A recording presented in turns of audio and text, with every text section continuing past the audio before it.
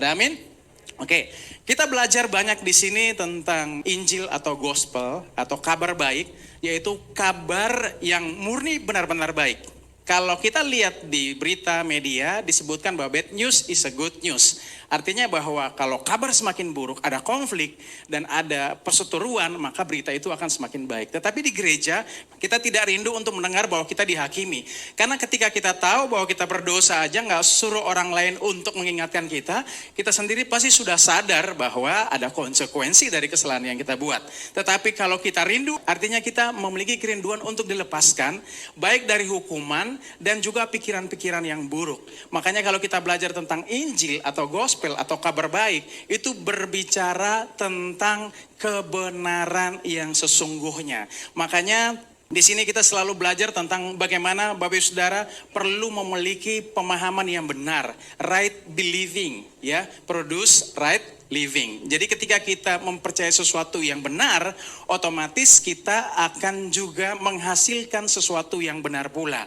Tetapi kalau kita mempercayai sesuatu yang salah, yang keliru, otomatis kita juga akan bertindak yang salah. Dan jangan lupa bahwa di sini kita bukan mengabaikan perbuatan atau buah, tetapi kita harus benar berakar dulu dalam Kristus.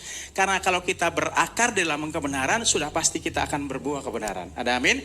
Nah, yang disebutkan kita supaya hidup di dalam akar yang benar atau right believing adalah percaya bahwa kita diselamatkan bukan karena perbuatan kita, perbuatan baik kita, tetapi itu anugerah atau pemberian dari siapa? Dari Bapa di sorga, dari Yesus Kristus. Dengan demikian maka akan menghasilkan apa? Pertobatan. Pertobatan dasarnya adalah metanoia, change your mind. Ketika kita tahu dan kita mengerti bahwa pertobatan sesungguhnya ada dalam pikiran kita, maka tentunya pertobatan itu akan dimulai dari pikiran kita, ya, yang dimulai dari Kristus, yaitu disebut juga iman, dan iman itu yang akan menuntun kita dari satu kebenaran kepada kebenaran yang lain. Sehingga kalau Bapak Saudara menerima kasih karunia itu akan berbuah banyak sehingga orang lain akan merasakan efek atau manfaatnya. Ada amin?